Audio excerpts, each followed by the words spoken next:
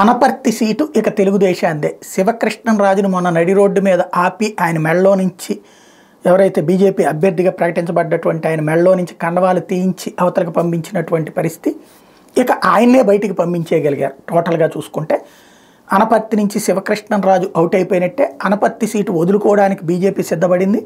పురంధేశ్వరి నిన్న ఓకే చెప్పారు, వాళ్ళ ఇన్ఛార్జీలు కూడా ఓకే చెప్పారు. ఇప్పుడు దానికి బదులుగా తంబళ్లపల్లె ఇవ్వడానికి సిద్ధపడ్డారు.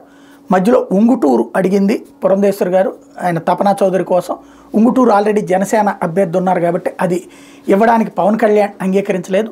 దాంతో తంబళ్లపల్లె సీటు తీసుకోవడానికి బీజేపీ సిద్ధపడింది. అధినాయకత్వానికి అది పంపించేశారు. అంటే ఏకైక కార్యకర్త, ఓన్లీ ఒక కార్యకర్తకు వచ్చిన సీటు బీజేపీ ఏకైకం అదే.